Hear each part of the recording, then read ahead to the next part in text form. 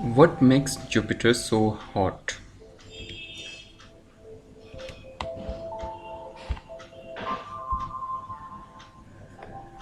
सोच के देखो, पृथ्वी से 5 गुना ज़्यादा दूरी पे है।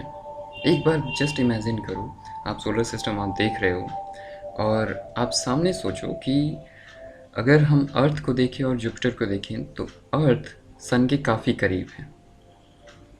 ठीक, जुपिटर काफ़ी ज़्यादा दूर है। माना ये जाता है कि अराउंड 5 एस्ट्रोनॉमिकल यूनिट दूरी है उसकी सन से। अर्थ की 1 एस्ट्रोनॉमिकल यूनिट दूरी मानी जाती है। तो अगर इस हिसाब से देखा जाए तो जुपिटर ठंडा होना चाहिए। अगर इस रैशनल माइंडसेट के साथ चला जाए तो जुपिटर का जो आउटर मोस्ट टेम्परेचर है वो अराउंड -100 डिग्री फ़ारेनहाइट होना चाहिए या -73 डिग्री सेल्सियस। लेकिन एक्चुअली में उसका टेम्परेचर है 800 डिग्री फ़ारेनहाइट या 426 सेल्सियस। सोचो ऐसा क्यों है? इतना टेम्परेचर इतना गर्म कि अगर उसमें लोहा डाला जाए तो पिघल जाए। आप कभी अगर भट्टी देखे हो तो भट्टी में जितना टेम्परेचर उस हिसाब का टेम्परेचर है। अब ये टेम्परेचर इतना ज़्यादा हाई क्यों है? ये जो सोच है, ये जो समझ है, इसी को कहते हैं जुपिटर्स एनर्जी क्राइसिस। अचानक ये टॉपिक कैसे आया? अचानक ये टॉपिक नहीं आया। एक्चुअली 2013 से ही खोज चल रही है कि भाई जुपिटर के ऊपर क्या है, कैसा टेम्परेचर है, उसका क्या आउटर मोस्ट ऑरा किस हिसाब का है। ये सारी चीज़ें जानने के लिए 2 स्पेस एजेंसीज़, एक तो जापान और दूसरा यूएसए, दोनों कंट्रीज़ अपना स्पेसक्राफ्ट भेजी थी। तो उस टीम के तहत उन्होंने अब डेटा पब्लिश किया। डेटा पब्लिश होने पे क्या पता चलता है? याद रखें कौन कौन? कीक ऑब्जर्वेटरी इन हवाई और NASA's spacecraft Juno and JAXA's satellite Hisaki. JAXA's Japan की एजेंसी है, ठीक है। उन्होंने क्या कहा? उन्होंने कहा कि भाई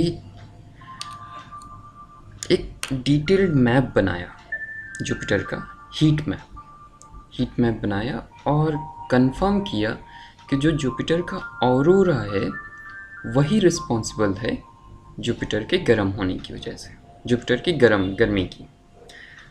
अब हीट मैप क्या होते हैं? हीट मैप पहले हम देखते हैं कि एक ऑब्जर्वेटरी क्या होता है। ये बहुत बड़ा टेलीस्कोप है, 2 टेलीस्कोप लगे हुए हैं, आप ये देख सकते हो।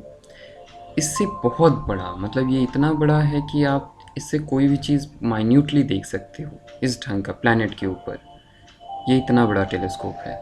ये कहाँ है? ये हवाई में है, ठीक है। केक टेलीस्कोप इसको कहते हैं, केक ऑब्जर्वेटरी इसको पूरे को कहते हैं। हीट मैप किसको कहते हैं? हीट मैप क्या होता है? आप इस ढंग का मैप कहीं पे भी देखे हो, बहुत जगहों पे देखे हो। अगर आप ज्योग्राफी की बुक ओपन करो तो वहाँ पे आपको ऐसे मैप्स में दिखेंगे। इस मैप्स का काम क्या है? सैटेलाइट के ज़रिए डिफरेंट जगह की इमेज ली जाती है और उस इमेज के ज़रिए पता चलता है कि यार इस जगह पे कितनी हीट हो सकती है, कितना टेम्परेचर हो सकता है, कौन ज़्यादा गर्म हो सकता है, कौन ठंडा हो सकता है। ये हीट मैप आपको बताते हैं। नासा का एक इंस्ट्रूमेंट है मॉडरेट रिजोल्यूशन इमेजिंग स्पेक्ट्रोरेडियोमीटर। ये आपका हीट मैप प्रोवाइड करवा देता है। हमारे पास भी ऐसा सैटेलाइट है, इंडिया के पास भी, जो आपको हीट मैप के बारे में बताता है। तो अलग अलग रीज़न का कितना हीट हो सकता है, कितना ठंडा हो सकता है, ये आपका भी बताता है हीट मैप। और सिर्फ ये चीज़ें हीट मैप के ही उसमें सिर्फ ये टेम्परेचर के लिए ही नहीं यूज़ होती, ये बहुत सारी चीज़ों के लिए यूज़ होती हैं। अब आते हैं ऑरोरा क्या होता है। ऑरोरा, अगर आप देखोगे, इलेक्ट्रिकली चार्ज पार्टिकल जो होते हैं वो प्लैनेट के मैग्नेटिक फील्ड के साथ टकराते हैं, या फिर जैसे ही आकर टच में आते हैं तो एक वहाँ पे जैसे टकराहट होती है, टकराहट होने की वजह से उसमें से लाइट और एनर्जी निकलती है। ठीक, पार्टिकल्स जो इंटरेक्ट करते हैं, मान लें अगर हम अर्थ के एटमॉस्फेयर को देखें तो वहाँ पे ऑक्सीजन भी है, नाइट्रोजन भी है। तो जहाँ पे जिस गैस की मात्रा ज़्यादा होती है उनके साथ जब टकराहट होती है तो अलग अलग कलर की रोशनी बिखरती है। ऑक्सीजन किस तरह का रोशनी देता है? ऑक्सीजन देता है ग्रीन और रेड लाइट। और नाइट्रोजन कैसा देता है? नाइट्रोजन देता है पर्पल एंड ब्लू। आप अगर कभी भी नॉर्थ या आसमान में कई जगह, मुझे नहीं पता, मैं तो कभी गया नहीं, अगर आप में से शायद कोई गया हो तो आपको शायद आइडिया हो कि नॉर्थ पोल की तरफ जब हम जाते हैं या साउथ पोल की तरफ अगर आप जाते हो तो वहाँ पे स्काई में इस ढंग की इस कलर की रोशनी तुम्हें मिलेंगी। ये इस कलर की रोशनी तुम्हें मिलती हैं। अच्छा, अगर आप जाते हो नॉर्थ पोल में ये आप देख रहे हो, ये आपका नॉर्थ पोल का पार्ट है। अगर आप देखो ये जो है ये नॉर्थ पोल है, ये नॉर्थ पोल में है। तो नॉर्थ पोल में जो ऑरोरा फॉर्म होता है उसको हम लोग कहते हैं ऑरोरा बोरियलिस, और साउथ पोल में जो ऑरोरा फॉर्म होता है उसे कहते हैं ऑरोरा ऑस्ट्रेलिस, या नॉर्दर्न लाइट्स, सदर्न लाइट्स। ठीक, अब यहाँ पे आपने देखा कि एक वर्ड आया इलेक्ट्रिकली चार्ज पार्टिकल। ये कहाँ से आया? ये कहाँ से आ रहे हैं? ये पार्टिकल्स अगर आ रहे हैं तो कहाँ से आ रहे हैं? इसका जवाब है कि सूर्य, सन, सिर्फ हीट और लाइट नहीं भेजता, वो कई तरह के स्मॉल पार्टिकल्स भेजता है, और कई तरह से वो पार्टिकल्स ट्रैवल करते करते इलेक्ट्रिकली चार्ज कई बार हो जाते हैं। अब उसको कैसे, भाई इतने सारे पार्टिकल्स आते हैं तो अर्थ के ऊपर आते होंगे, तो अर्थ की जो मैग्नेटिक फील्ड है वो हमें उन पार्टिकल से बचा लेती है। अब अर्थ की मैग्नेटिक फील्ड कैसी है? अर्थ की मैग्नेटिक फील्ड आप ये देखो, ये आपका नॉर्थ, ये साउथ पोल है। एक्चुअली में जो आपका साउथ पोल कहा जाता है, साउथ जिसको कहते हैं, एक्चुअली में वो मैग्नेट के हिसाब से नॉर्थ पोल है, और जो आपका नॉर्थ कहा जाता है वो मैग्नेट के हिसाब से वो आपका साउथ है। अर्थ के, अगर आप ये पिक्चर्स देखो तो आपको क्लियर समझ में आए। रेज जो निकलती हैं, यहाँ पे आप देखो, रेज आपका निकलती हैं नॉर्थ से निकल के साउथ में जा रही हैं। उसी ढंग से हमारे अर्थ में भी एक कंटिन्यूअस मैग्नेटिक फील्ड बनी रहती है। अब देखो, सन हमेशा एक ही तरह का हीट या लाइट नहीं भेजता। सन कई बार सोलर विंड भेजता है और सोलर स्टॉर्म्स भेजता है। ये सोलर स्टॉर्म्स कैसे होते हैं? थोड़े बड़े आकार में होते हैं। इलेक्ट्रीफाइड गैसेस होती हैं जो कि ट्रैवल करती हैं। जब ट्रैवल करती हैं तो ये देखो हमारे मैग्नेटिक फील्ड के साथ आकर टकराती हैं।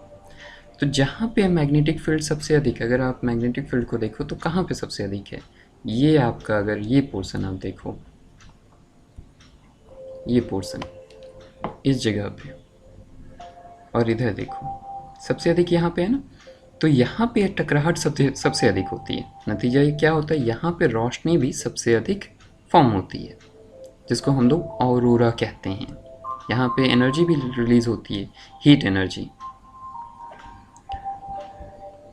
तो सोलर विंड आपके आई, सोलर फ्लेयर आ गया, आकर ये आपके अर्थ के मैग्नेटिक फील्ड के साथ टकराते हैं, और तब हमारा क्या फॉर्म होता है? ऑरोरा। अच्छा भाई, ये तो हो गया अर्थ का। अब आते हैं जुपिटर का, जो हमारा मेन टॉपिक है। जुपिटर में कई वॉल्केनोज माने जाते हैं कि वॉल्केनिक इरप्शंस हुए हैं।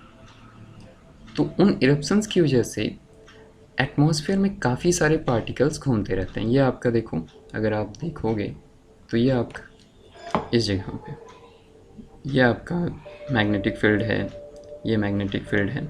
इन जगहों पे आकर पार्टिकल्स टकराते हैं। जब पार्टिकल्स टकराते हैं तो फिर रोशनी बनती है। ये आप देखो, जहाँ पे टकराहट हो रही है उस जगह पे गर्मी हो रही है।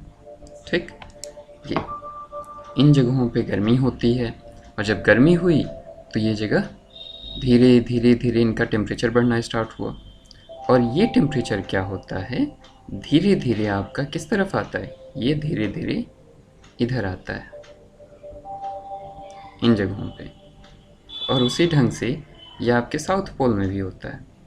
यहाँ पे टेम्परेचर बना, ये फिर इधर आना स्टार्ट हुआ।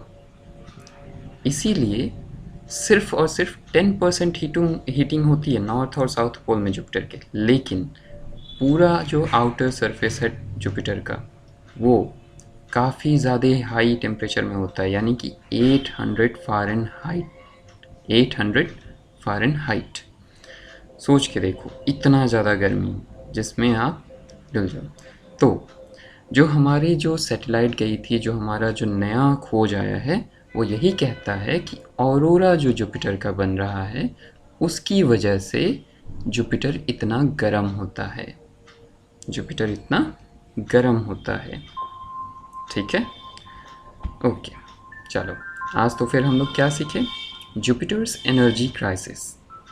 याद रहेगा एनर्जी क्राइसिस क्या कहा जाए, क्यों कहा जा रहा है, हीट मैप्स किसको कहते हैं, ऑरोरा किसको कहते हैं, टाइप्स ऑफ ऑरोरे कितने होते हैं, या कॉजेज ऑफ ऑरोरा, या earth magnetic field lines, magnetic lines. तो ये चीज़ें 6 चीज़ें हम लोगों ने सीखी। ओके, अब आप लोग को अगर कोई डाउट हो, कोई क्वेश्चन हो, या आप चाहते हो किसी और चीज़ की, किसी और टॉपिक के ऊपर वीडियो बने, तो आप बेहिचक कमेंट करें, या यहाँ पे कोई टॉपिक नहीं समझ में आ रहा है तो आप उस पर कमेंट करें, मैं उसका जवाब देने की कोशिश करूँगा। Thank you.